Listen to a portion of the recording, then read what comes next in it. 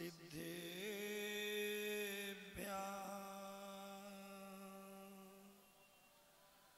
ॐ नमः सिद्धेभ्यः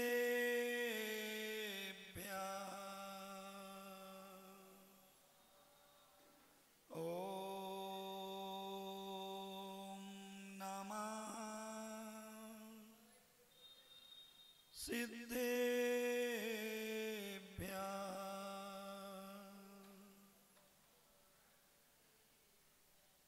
नमो अरिहन्ताणं नमो सिद्धाणं नमो आयर्याणं नमो वज्रायाणं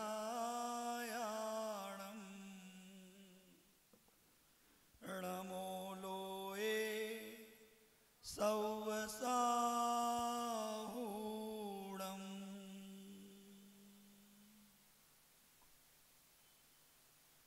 ओकारं बिन्दुसंयुक्तं नित्यं ध्यायन्ति योगिनः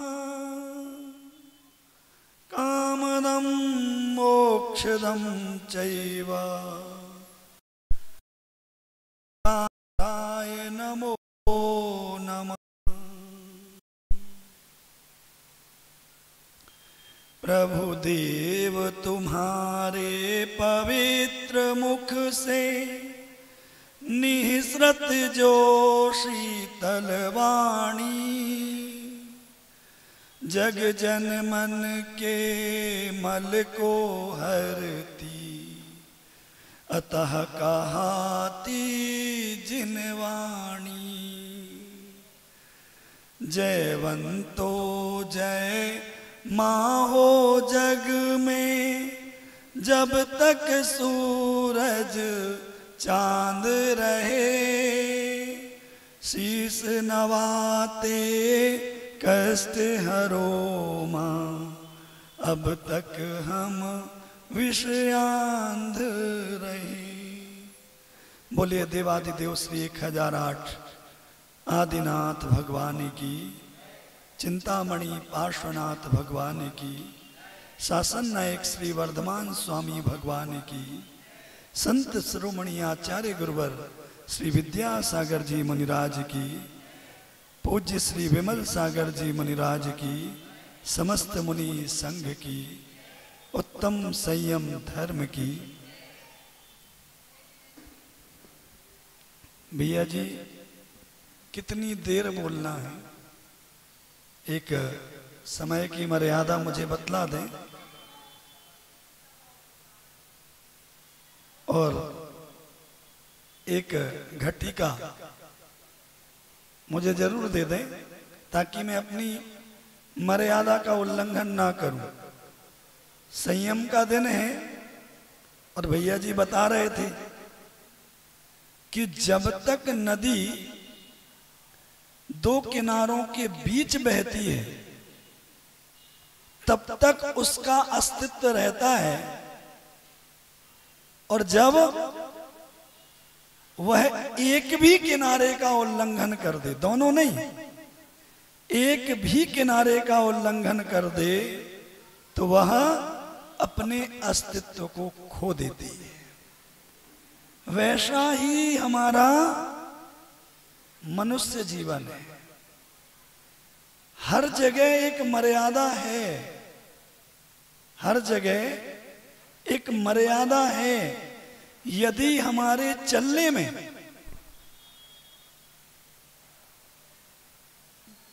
वो उसको ठीक कर दो भैया थोड़ा सा, और बच्चों को थोड़ा सा मर्यादा में रखना पड़ेगा, ठीक है ना। जब तक हमारा जीवन है और जहां जहां संयम में है वहां वहां हम अपने आप को संभाल सकते हैं।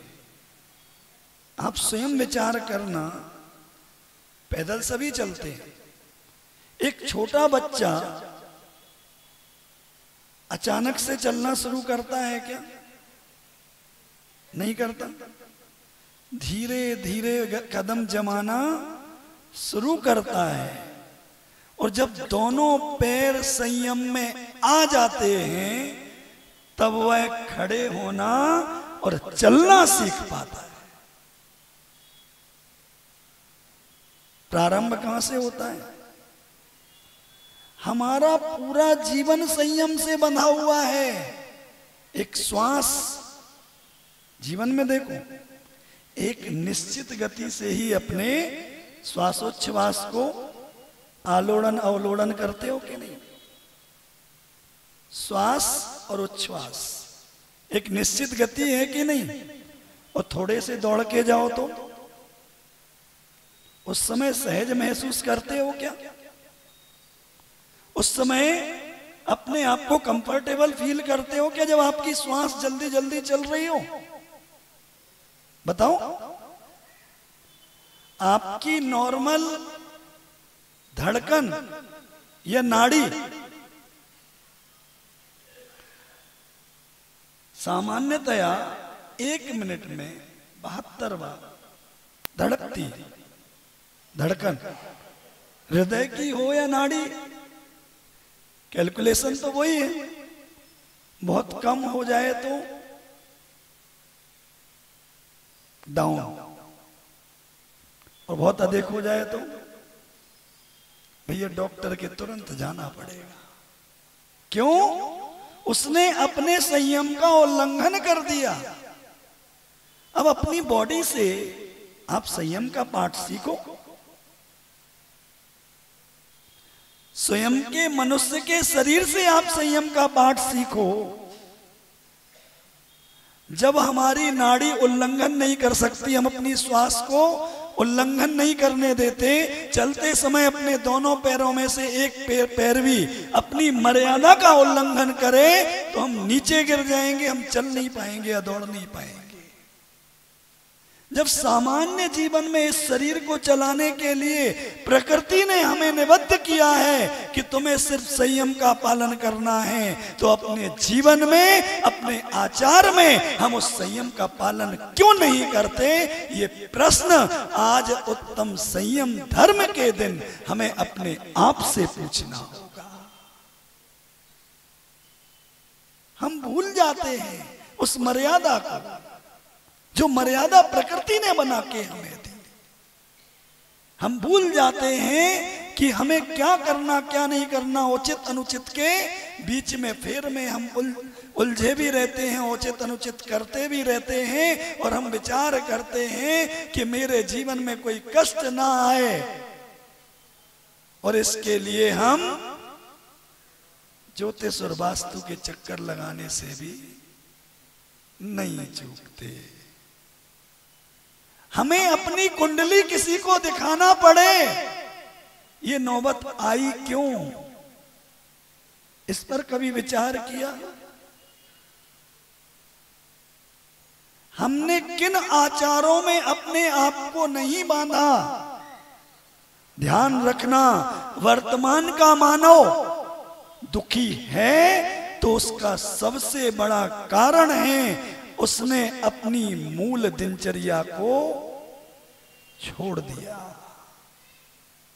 सबसे बड़ा उल्लंघन व्यक्ति ने यदि किया है तो अपनी दिनचर्या का, और दूसरा उल्लंघन किया है अपनी जिह्वा का। ये दो उल्लंघन हुए, आज देख लो। एक भैया जी बहुत बढ़िया बात कहते हैं,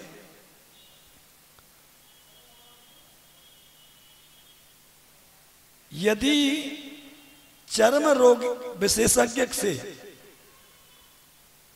टेस्टिंग कराई जाए तो वर्तमान में 85% लोगों को चर्म रोग है। 85% लोगों को चर्म रोग है, लेकिन खुजली होती है, कुछ भी होता है, पहुंचते हैं कोई लोग डॉक्टर के पास, सभी नहीं पहुंचते। क्यों? वो मानते नहीं हमें चर्म रोग है।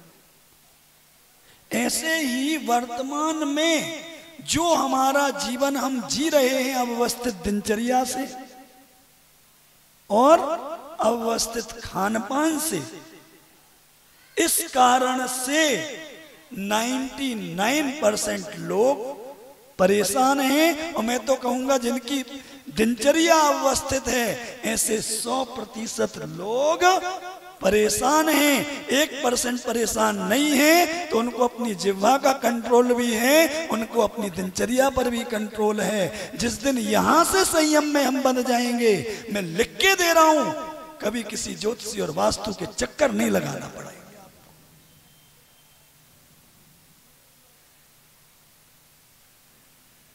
बंध के देखो, संयम में अपने आप को बांध कर देखो। मैं आपको गुलाम बनने की नहीं कह रहा, आप स्वतंत्र रहो। दो किनारों के बीच में भी नदी स्वतंत्रता से बहती है, लेकिन स्वतंत्रता खंडित कब होती है? जब वह स्वच्छंदता में परिवर्तित हो जाती है।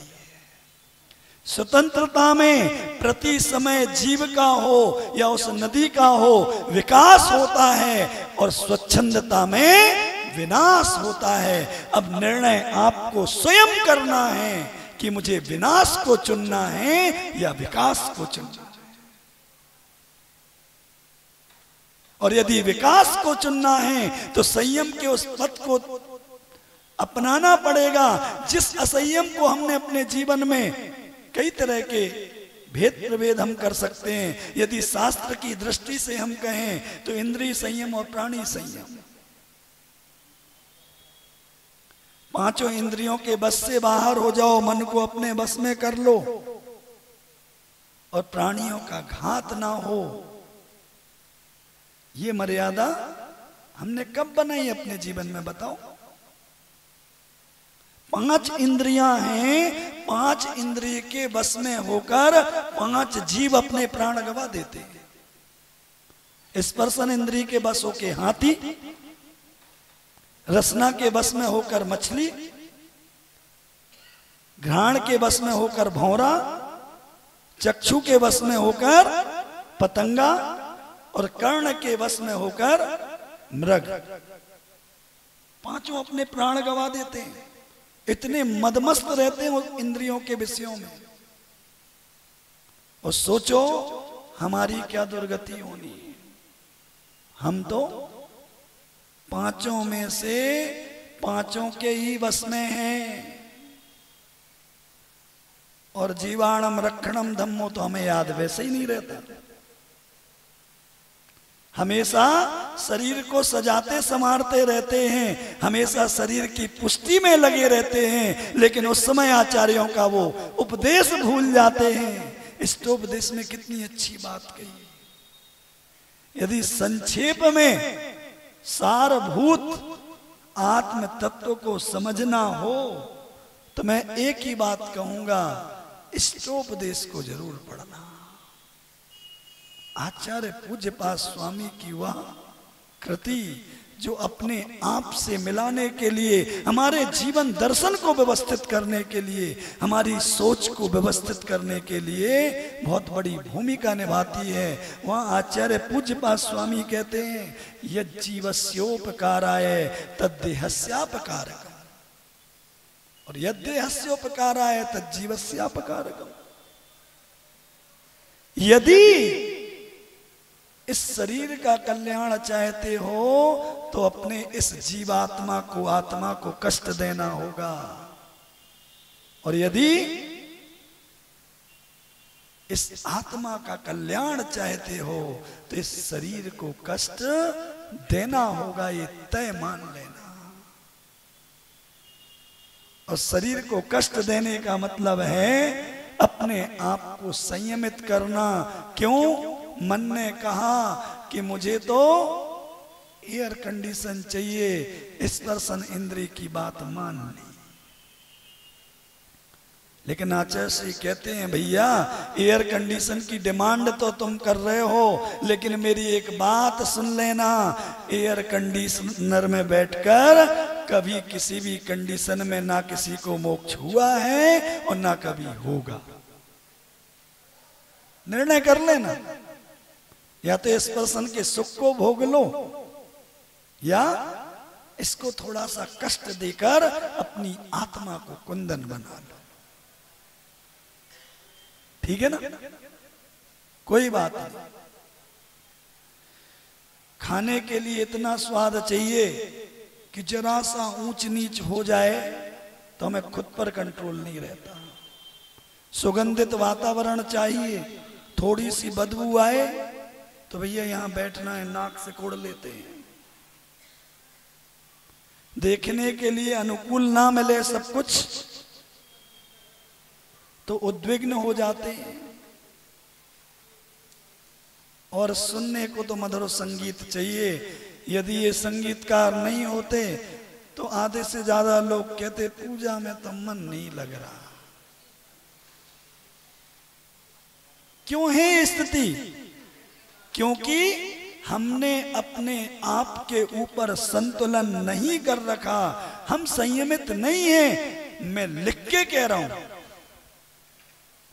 आप पांचों इंद्रियों को वश में करो और उनको वश में करके अपने अंतरंग से पूजन करने बैठो। आपके अंदर से वो संगीत ना सुनाई दे तो कहना। हमारे आचार्य पार्श्वदेव हुए हैं, उन्होंने संगीत समय सार लिखा। संगीत समय सार, हो सकता है कुछ लोगों ने पहली बार नाम सुना हो, ठीक है। उसमें संगीत के माध्यम से आत्मा तक पहुंचने का और उस आत्मा के संगीत को सुनने का उपक्रम बता रखा है। लेकिन हम तो तड़क भड़क में और ढोल मजीरे में इतने खो जाते हैं, हम अपने मूल में भूल कर बैठते हैं। हमें याद भी नहीं होता कि भजन चल रहा है या फिल्म का गाना। वहां भी हमने अपनी मर्यादा खो दी। क्यों है ऐसा? क्योंकि हमें अपनी इंद्रियों पर संतुलन नहीं है, संयम नहीं है।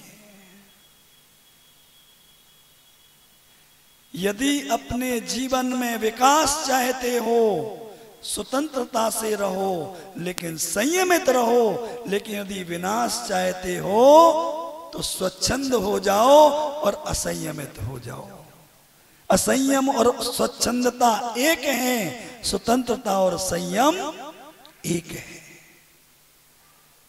स्वतंत्रता को कभी भी संयम बाधित नहीं करता। यदि संयम का पालन करने में परतंत्रता होती तो हमारे पूज्य गुरुदेव कभी भी संयम धारण नहीं करते। बताओ, कोई कहेगा संत शिरोमणि आचार्य श्री विद्यासागर जी महाराज परतंत्र हैं? कोई कहेगा हैं स्वतंत्र, लेकिन संयमित हैं कि नहीं है? असली बात तो ये है जो मैं कह रहा हूं, अब सुन लो। परतंत्र तो हम हैं इन पांचों इंद्रियों के, वो नहीं है। वो तो यानी मैं जब देखता हूं कि कितनी भी विषम परिस्थिति में, कितने भी कष्ट में, कितने आनंदित रहते हैं, चेहरा कितना खुला खिला खिला रहता है, कितनी प्रसन्नता का भाव रहता है। ये भाव उसी के चेहरे पर आप देख सकते हैं जो इन पांच इंद्रियों का गुलाम नहीं है।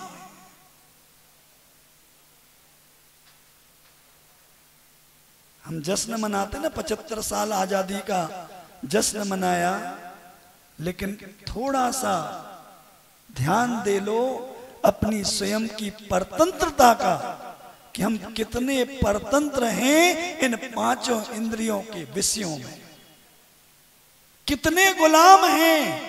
एक क्षण नहीं लगता, इंद्रिय का आदेश मन तुरंत स्वीकार करता है और तुरंत क्रिया की प्रतिक्रिया प्रारंभ हो जाती है।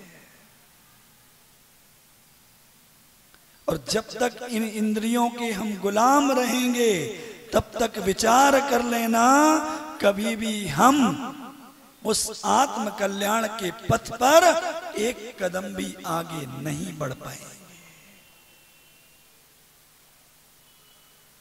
और उसकी शुरुआत कहां से होगी?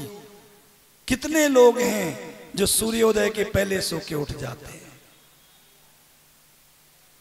बस। कितने लोग हैं जो सही समय पर शयन करने पहुंच जाते हैं? बस इतने ही।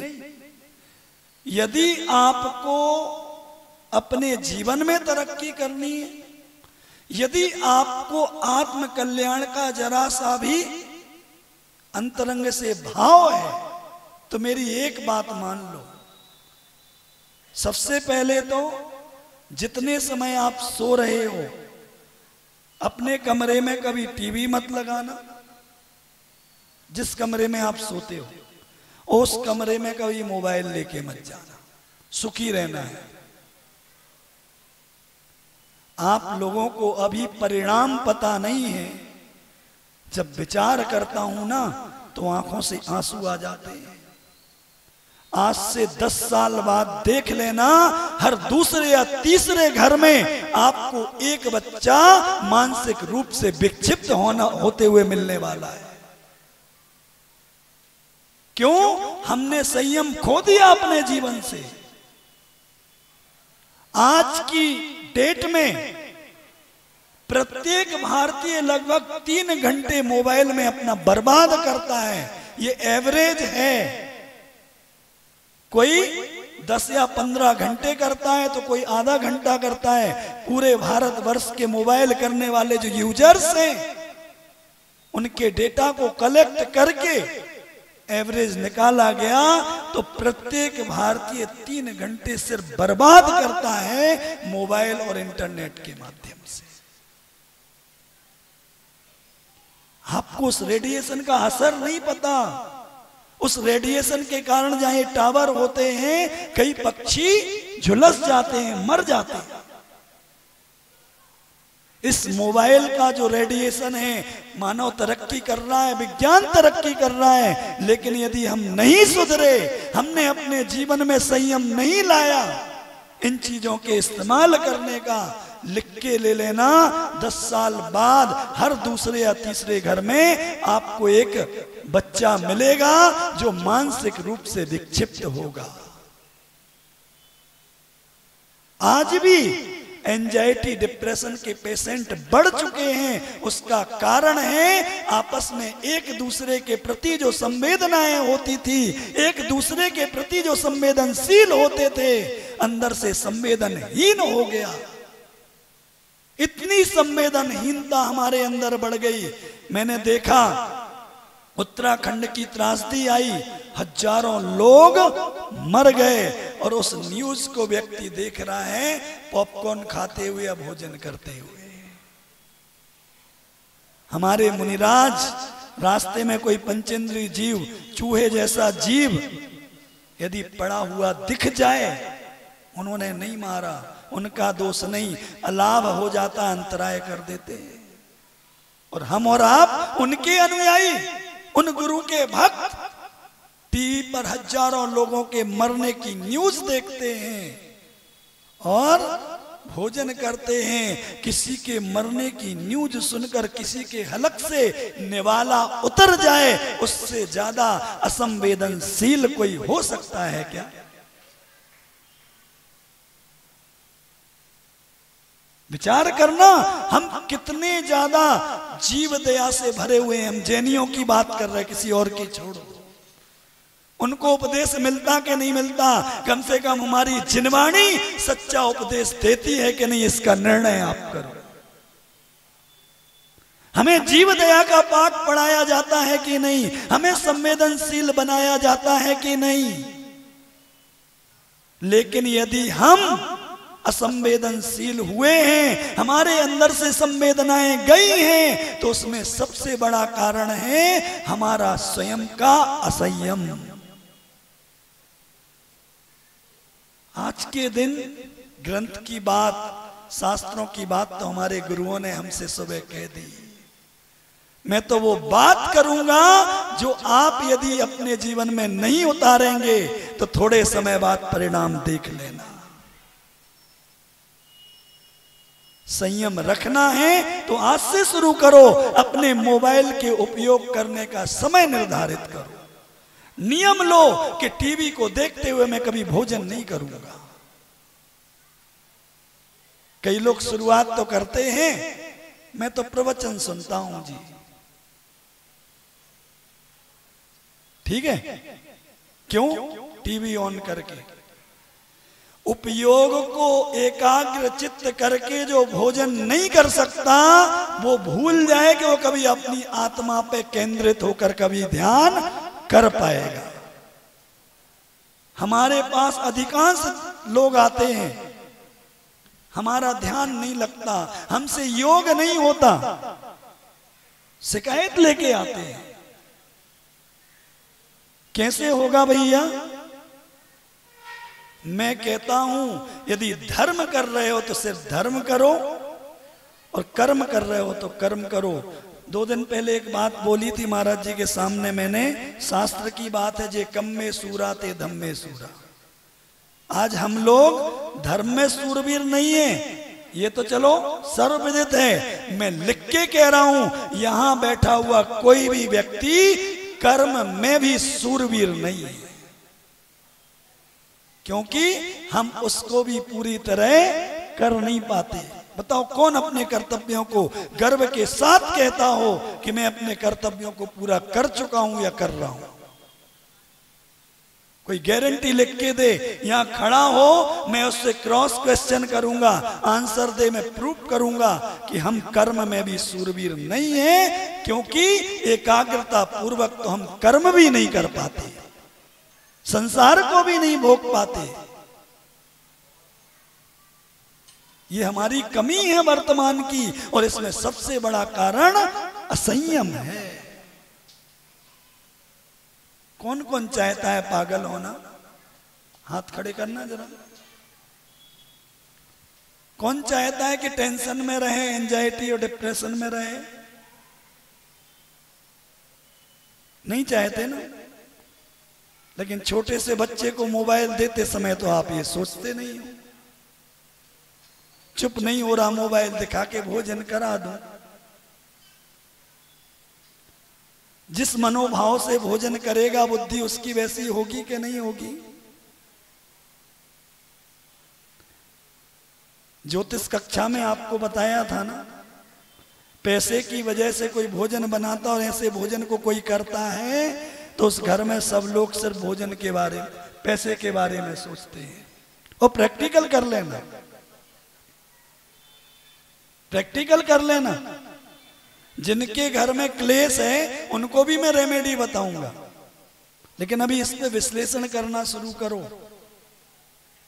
इतना नियम ले सकते हो ना, टीवी देखते हुए ना प्रवचन सुनना टीवी पे, ना कुछ नहीं। भोजन कर रहे हो तो पूरी एकाग्रता भोजन में, किस तरीके का भोजन मैं कर रहा हूं, वो शुद्ध है कि नहीं है, उसमें कोई जीव तो नहीं है, उसमें कोई बाल तो नहीं है, कंकड़ पत्थर तो नहीं है। कब दिखेगा?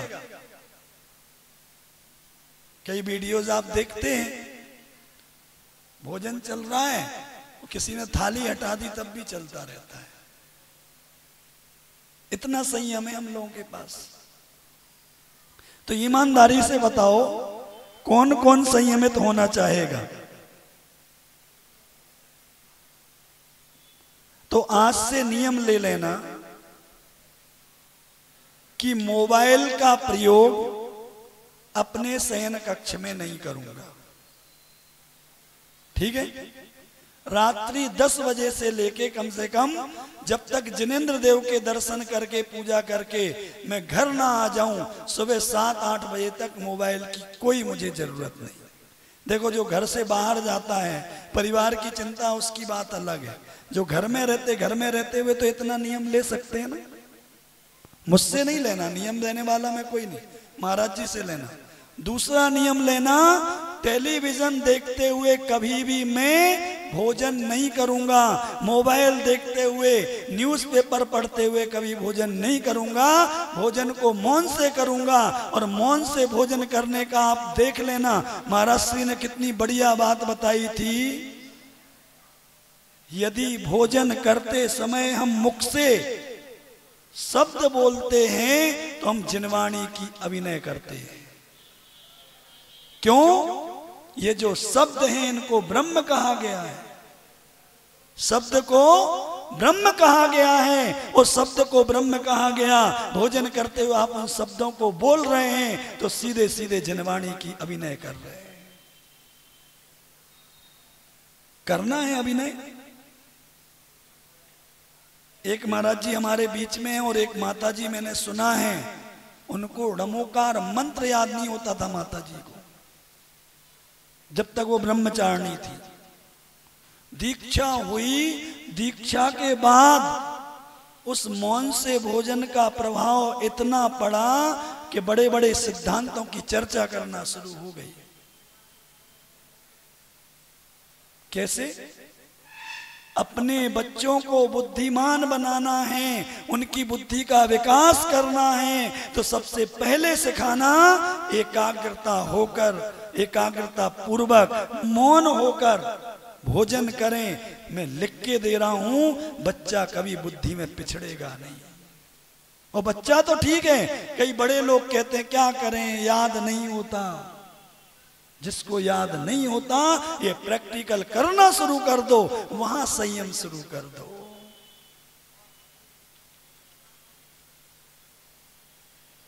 हमें संयम को क्यों धारण करना बताओ भैया, ईमानदारी से बताओ।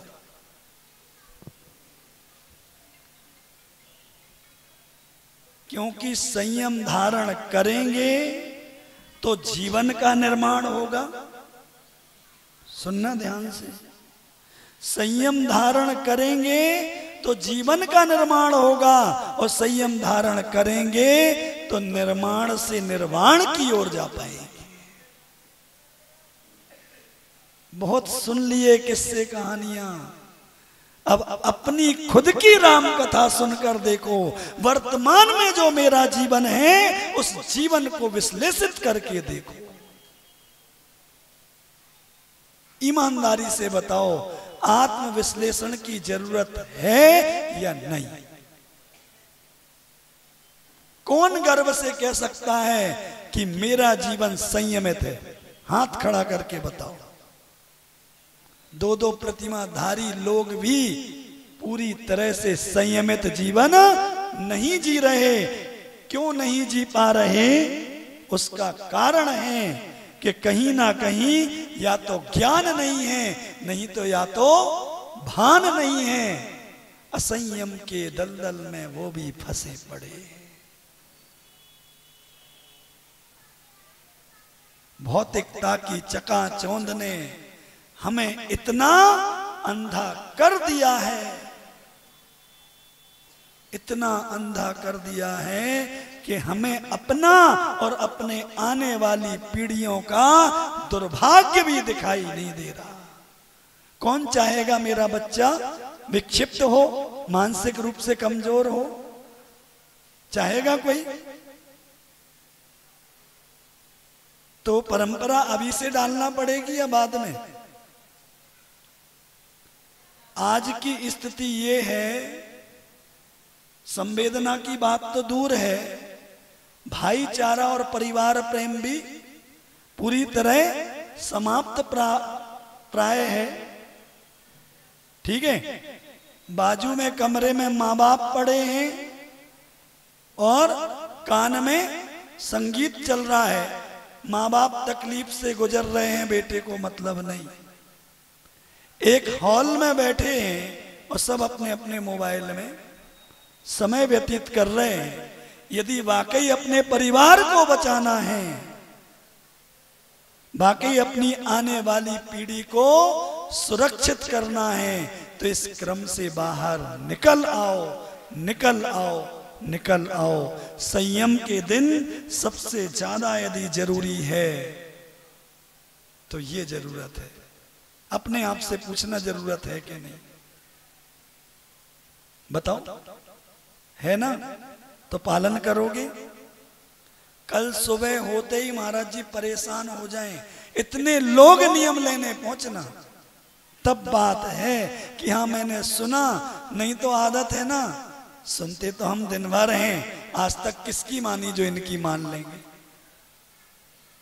हैं?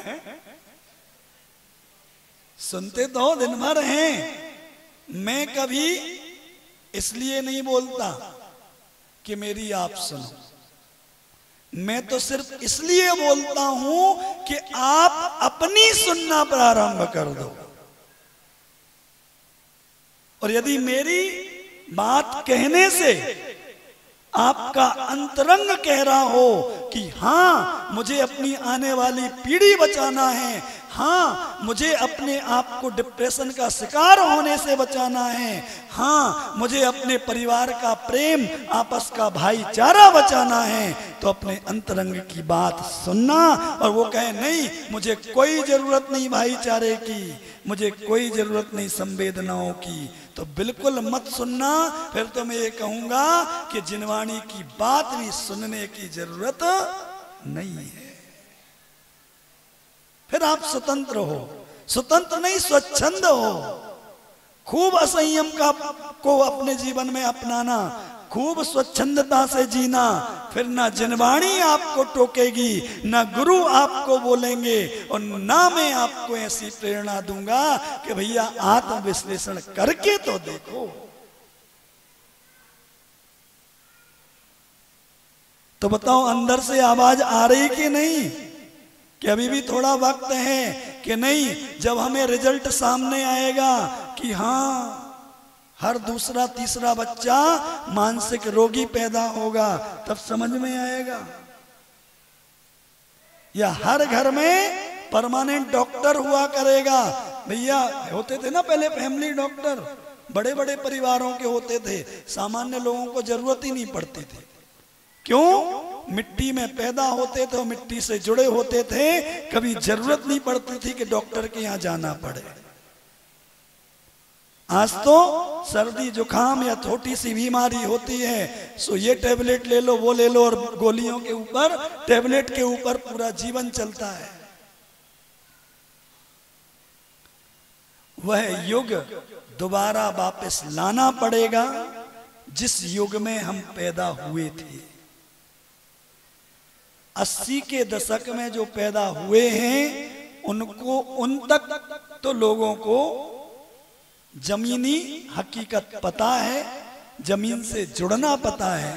उसके बाद की संतानों को नहीं पता क्या आउटडोर गेम होते हैं, क्या धूल मिट्टी होती है, और क्या क्या होता है। और आश्चर्य की बात, बचपन में मिट्टी में खेलते थे, मिट्टी खाते थे, तब भी पथरी नहीं होती थी। आज मिट्टी देखने को नसीब नहीं होती, और लगभग 50 से 60% लोगों को आपको पथरी पाई जाती है। क्यों? उसका कारण क्या? जमीन से आप जुड़े हुए जमींदार नहीं रहे, चौकी पर बैठे हुए चौकीदार बन गए।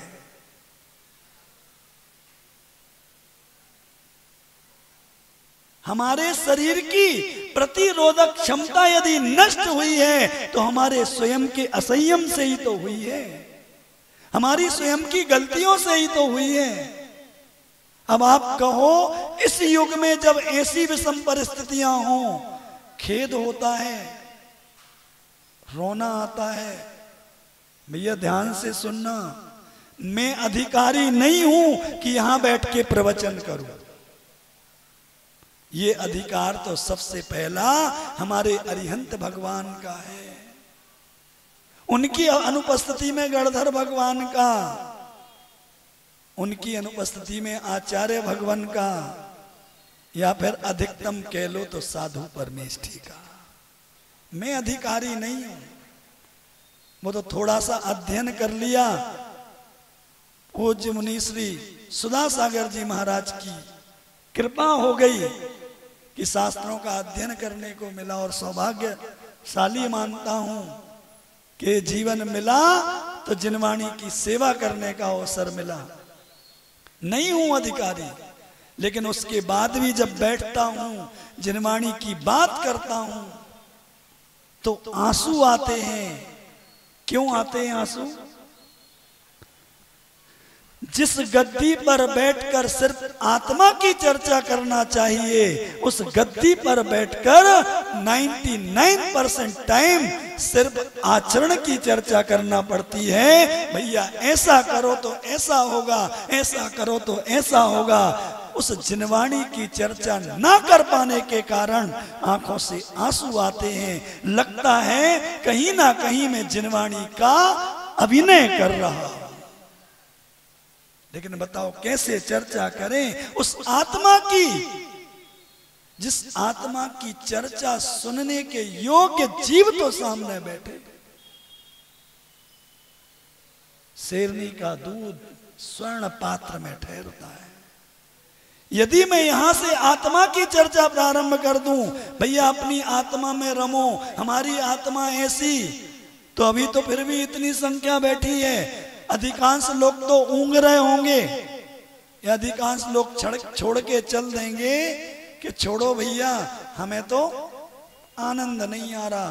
क्यों? आत्मा की चर्चा में अब आनंद नहीं आता, और आनंद आता है तो कितना? मात्र लोरी जितना।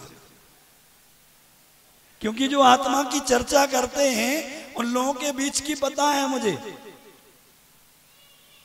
जो आत्मा की चर्चा पे जोर देते हैं, मैं बिल्कुल सही मानता हूं आत्मचर्चा होना चाहिए। जिनवाणी की गद्दी पर बैठकर मात्र आत्मचर्चा होना चाहिए, अध्यात्म ही होना चाहिए। लेकिन वो अध्यात्म आपको सुलाए ना, तो अध्यात्म की चर्चा करो। क्योंकि जिनवाणी की बात होती तो मीठी है, हमें भले ही कड़वी लगती है, तो जब ग्रहण नहीं करना होता तो लोरी का काम करती है। और जितने जल्दी सामने वाला सो जाए, समझो आत्मा की चर्चा उतनी गहन हो गई। अभी किसी को नींद तो नहीं आ रही? मैं तो नहीं सोने देता। क्या हुआ? सांगानेर में पढ़े, साथ में टोडरमल स्मारक के बच्चे भी साथ पढ़ते थे। तो क्लास में बैठे थे, आपस में चर्चा कर रहे थे विद्यार्थी। बोले सबसे अच्छा आध्यात्मिक विवेचन वो जिसमें सामने वाला सो जाए। इसको आक्षेप मत समझना, एक सामान्य बात कह रहा हूं। सबसे अच्छा अध्यात्म का विवेचन वो जिसमें सामने वाला सो जाए। तो एक विद्यार्थी कहता मेरा बहुत अच्छा विवेचन होता है, क्योंकि मैंने देखा है प्रवचन करते हुए 4-5 लोग 6 लोग तो सोते हुए मैं पाता हूं। तो एक कहता है मुझसे अच्छा तो आध्यात्म का विश्लेषण कोई कर ही नहीं सकता। बोला क्यों? क्योंकि जब मैं प्रवचन कर रहा था, मेरे प्रवचन में तो हमारे अधीक्षक महोदय ही सो गए। जो प्रवचन कला सिखाते हैं, जो प्रवचन की कमियां निकाल के बताते हैं कमी है, वही सो गए। तो मुझसे अच्छा विवेचन कौन? तो भैया इसको मनोविनोद ही मानना। अध्यात्म ये नहीं है। अध्यात्म की शुरुआत होती है हमारे आचरण से। यदि हमारा आचरण शुद्ध नहीं है तो अध्यात्म की चर्चा करना भी व्यर्थ है।